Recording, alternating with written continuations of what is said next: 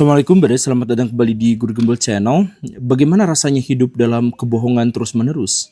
Dan bagaimana seandainya itu memang benar-benar terjadi, di mana informasi yang kita dapatkan dari media massa, media sosial, itu ternyata justru diadakan bukan untuk memberikan kepada kita pengetahuan dan wawasan, tetapi memberikan kepada kita satu frame, pola pikir tertentu, hipnosis, yang mengatur pikiran kita agar kita mengarah pada satu tujuan tertentu atau agar penglihatan kita itu teralihkan dari masalah yang sesungguhnya memang terjadi. Bagaimana kalau seperti itu? Bagaimana kalau misalkan selama ini soal ijazah palsu Pak Jokowi itu benar atau tidak, soal apakah DPR itu harus dibubarkan atau tidak, soal apakah Indonesia harus kabur aja dulu rakyatnya atau tidak dan sebagainya, itu sebenarnya adalah pengalih dari kenyataan yang sebenarnya sekarang itu benar-benar terjadi, yaitu apa?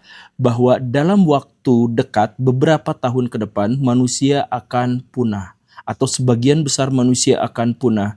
Karena sebuah bencana yang kemudian diikuti oleh bencana-bencana yang lain yang sebenarnya sudah terprediksi oleh para ilmuwan dan pemerintahan global, tetapi mereka tidak memberitahukan kepada kita demi menghindari chaos. Bagaimana kalau misalkan dalam waktu dekat kita memang benar-benar menjelang kiamat, tapi kita tidak tahu karena media-media secara sengaja membombardir otak kita dengan informasi-informasi yang emosional dan adiktif. Bagaimana kalau sekarang saya katakan kepada Baraya bahwa menurut para ilmuwan dalam skenario yang paling ekstrim, manusia mungkin akan memulai kepunahannya di tahun 2070. Dan setelah itu terjadi, maka manusia di seluruh dunia akan tersisa hanya 185 juta orang. Artinya 97,7% manusia di seluruh dunia akan sirna dari muka bumi. Bagaimana kalau itu memang benar-benar terjadi? Sekali lagi, ini adalah skenario paling ekstrim. Tetapi betapapun demikian, ini adalah perhitungan saintis. Jadi simak videonya sampai tuntas, yuk kita bahas.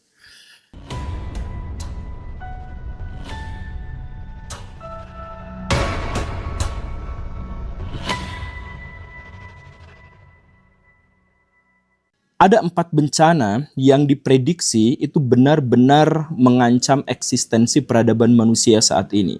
4 itu diantaranya adalah perkembangan AI yang tidak terkendali, kemudian perang nuklir yang mungkin saja terjadi, kemudian perubahan iklim yang tidak akan terhenti, dan berikutnya itu adalah tersebarnya patogen di seluruh bumi.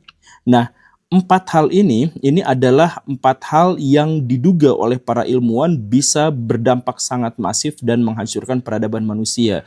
Tetapi bahkan yang lebih buruk daripada itu adalah bahwa masing-masing dari bencana ini itu bisa berdampak menghasilkan bencana berikutnya. Jadi mereka bisa menciptakan sistem kausalitas sebab akibat satu sama lain. Skenario yang paling mungkin adalah kurang lebihnya seperti ini. Apabila iklim tidak bisa diredam perubahannya, apabila manusia masih menggunakan mobil dan motor secara serampangan, kemudian masih bakar hutan dan sampah secara sembarangan, maka yang terjadi adalah di tahun 2100, suhu bumi secara rata-rata itu akan naik 2-4 derajat Celcius.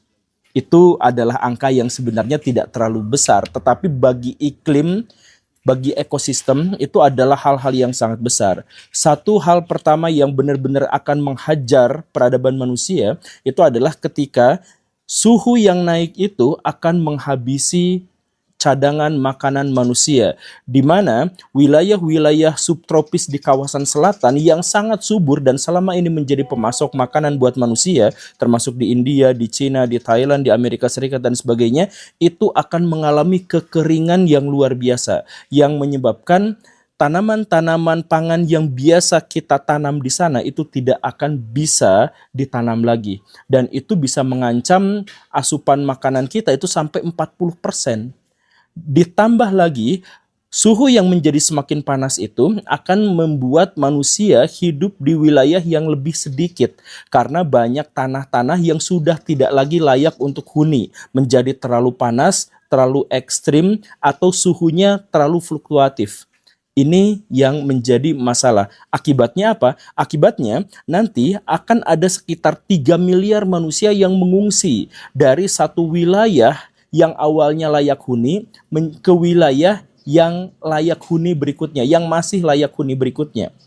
Ya, coba misalkan kita bayangkan kalau suhu bisa naik sampai 2 sampai 4 derajat Celcius, maka London, Jakarta, New York, Tokyo, dan kota-kota di pesisiran itu sepenuhnya akan tenggelam dan tidak lagi bisa dihuni. Padahal itu adalah pusat dari populasi manusia. Pindah ke wilayah yang masih mungkin menampung, tetapi di sana sudah penuh dengan manusia. Gurun akan bertambah 2 kali lipat, lahan pertanian akan menyusut secara drastis, dan manusia akan terakumulasi ke wilayah-wilayah yang masih bisa memberikan kepada manusia jaminan kehidupan, tapi semakin hari semakin sempit.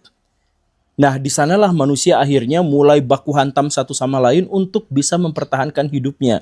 Kompetisi untuk mendapatkan makanan itu menjadi semakin brutal karena penduduk banyak berpusat di satu tempat-tempat tertentu, kemudian cadangan makanan turun drastis, wilayah-wilayah yang awalnya subur menjadi gurun dan lain sebagainya. Manusia benar-benar akan berkompetisi. Ada banyak di antara keluarga-keluarga yang akan meratapi kematian ayahnya, banyak di antara ibu-ibu yang akan meratapi kematian anaknya, bayinya, dan itu pada akhirnya hanya akan dinilai dalam ukuran statistik. Ini belum catatan bahwa kalau suhu bumi itu sampai 2 sampai 4 derajat Celcius naiknya, maka di lautan akan mengalami pengasaman. Pengasaman itu akan menyebabkan plankton dan fitoplankton sulit sekali untuk bisa bertahan hidup, mungkin punah. Padahal plankton dan fitoplankton itu adalah awal mula dari rangkaian rantai makanan di lautan.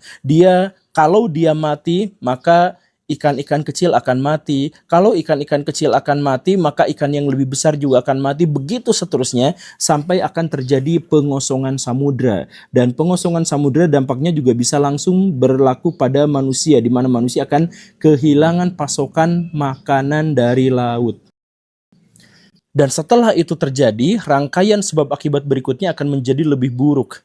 Manusia akan berkumpul di satu tempat, kemudian menghabiskan sumber daya di sana, dan pada masa berikutnya mereka benar-benar akan melakukan pertanian intensif dan peternakan intensif untuk bisa menyuplai bahan makanan mereka. Nah, peternakan itulah yang pada akhirnya akan menciptakan pandemi, akan menciptakan epidemi setidak-tidaknya. Karena apa? Kan selama ini pandemi yang terjadi pada manusia itu biasanya adalah hasil virus yang bermutasi yang berasal dari hewan. Begitu kan? Entah itu kelelawar, entah itu monyet, entah itu babi atau kambing, pokoknya itu adalah hasil mutasi. Kenapa bisa seperti itu? Karena interaksi antara manusia dengan hewan ternak semakin kesini itu semakin intensif. Jadi ada virus-virus yang bisa pindah dari hewan ke manusia. Bayangkan kalau misalkan itu terjadi di masa depan, di mana peternakan berhimpitan berdekatan dengan pemukiman manusia. Patogen-patogen baru itu akan bermunculan yang bisa saja menyebabkan krisis kesehatan yang sangat luar biasa. Bayangkan Baraya, sekarang ini kita mengetahui bahwa virus-virus yang bisa membunuh manusia dengan cepat itu biasanya adalah virus yang sulit sekali untuk menular. Sebaliknya, ada virus-virus yang begitu mudah menular, tetapi dia relatif tidak berbahaya bagi manusia. Bayangkan jika intensitas pertemuan antara manusia dengan hewan itu menjadi semakin kuat, ada begitu banyak patogen-patogen baru yang diperkirakan akan muncul di bumi. Dan inilah yang akan menghasilkan pandemi dalam skala yang bahkan jauh lebih besar. Sekarang Baraya bayangkan, kalau misalkan kemarin-kemarin ada pandemi dan posisi manusia itu tersebar di antar benua, di antar pulau dan sebagainya, manusia-manusia di masa depan itu akan terkurung di satu wilayah yang sama, berdesakan di antara sesama mereka. Kalau misalkan patogen masuk ke sana, betapa besar kematian yang bisa dihasilkan dari sebuah pandemi. Kematian, kengerian, penderitaan, kesedihan, kesengsaraan itu akan menghantui keluarga-keluarga manusia yang tersisa. Dan kalau sudah seperti itu, apa yang terjadi? Ada AI. AI itu nanti akan menghimpun kata-kata ujaran kebencian, kata-kata kekecewaan, keresahan yang ada di media sosial, dan kemudian mereka bisa saja menyalurkannya. Kemana? Ke arah permusuhan. Sekarang Baraya mengetahui ada begitu banyak revolusi di seluruh dunia. Ada di Indonesia tapi gagal, ada di Nepal, ada di Prancis lagi kerusuhan sekarang, kemarin-kemarin ada di Bangladesh, kemudian ada di Sri Lanka dan sebagainya. Nah, kenapa mereka semua itu bisa chaos? Alasan paling sederhananya adalah karena mereka butuh makan, karena mereka miskin. Kalau misalkan mereka kaya raya, kemudian melihat anggota dewan mereka itu joget-joget, maka mereka hanya akan marah tanpa akan menjarah. Kalau misalkan di antara mereka itu hidupnya makmur, ketika ada orang yang korupsi, mereka akan berpikir secara rasional, alih-alih berpikir menuntut untuk begini-begitu secara berlebihan, termasuk juga pembubaran parlemen misalkan. Nah, jadi chaos itu muncul akibat apa? Akibat penderitaan yang berakumulasi dari begitu banyak manusia. Nah, itu kemudian diolah oleh AI. Sehingga apa? Nanti ujaran kebencian akan memunculkan kebencian yang bahkan lebih besar. Kekecewaan akan menghasilkan dampak yang bahkan jauh lebih besar. Keresahan-keresahan dari setiap masyarakat itu kemudian dipublikasikan melalui media sosial yang bisa menggerakkan massa yang bahkan lebih besar. Kita sama-sama resah, kita sama-sama panik dalam situasi penduduk bumi yang masih banyak ini tidak bisa ditopang oleh daya dukung bumi yang semakin lama semakin menyusut. Belum lagi panasnya kepanasan, belum lagi penyakit dan lain sebagainya. Dan ketika itulah maka kebencian antar manusia itu menjadi semakin besar. Kebencian antara rakyat kecil dengan rakyat kecil yang lain, antara rakyat kecil dengan para pengusaha, pengusaha dengan pengusaha yang lain, mereka semua berebut, berkompetisi. Karena kondisinya sekarang adalah mereka sudah benar-benar berkebutuhan atas pangan yang semakin sempit, atas kehidupan yang semakin sempit. Ketika itu terjadi, maka pemerintahan-pemerintahan di seluruh dunia itu mulai berpikir untuk menginvasi wilayah lain yang masih layak untuk ditinggali. Kemudian mereka mulai melancarkan perang. Dan ketika itu menyangkut negara-negara yang besar, maka itu bisa saja memicu perang nuklir. Ketika satu hulu ledak nuklir diluncurkan, sesuai dengan hukum protokol nuklir, ketika satu diluncurkan, maka yang lain akan menyusul. Ketika Amerika Serikat mengirim 10 huludak nuklir ke Moskow, maka Moskow akan mengirim balik bahkan jauh lebih besar lagi. Dan sekarang kita mengetahui ada belasan ribu, bahkan mungkin puluhan ribu huludak nuklir di mana-mana. Ini akan menyebabkan apa? Negara-negara besar habis. Dalam 72 jam saja sejak diluncurkan akan ada 3 miliar manusia yang punah. Dan 5 miliar manusia berikutnya itu akan meninggal dunia dengan tragis dan lebih mengerikan, menyiksa dan lebih menyengsarakan. Karena dampak jangka panjang yang disebabkan oleh nuklir. Termasuk juga radiasi, kemudian juga perubahan iklim yang menjadi semakin ekstrim dan sebagainya. Sekarang gabungan antara AI, kemudian perang nuklir, kemudian pandemi dan perubahan iklim itu benar-benar akan menciptakan tantangan yang luar biasa buat manusia. Kalau skenario paling ekstrim itu benar-benar terjadi, maka mungkin hanya akan ada sekitar 185 juta manusia di seluruh dunia. Mungkin mereka hanya akan bisa bertahan di kawasan selatan Pasifik, kemudian di Argentina, di Patagonia, kemudian sedikit di wilayah Skandinavia dan sebagainya. Sisanya mungkin manusia akan benar-benar punah. Dan bahkan manusia-manusia yang masih selamat itu pun itu tidak akan bisa menjalani kehidupan modern seperti sebelumnya.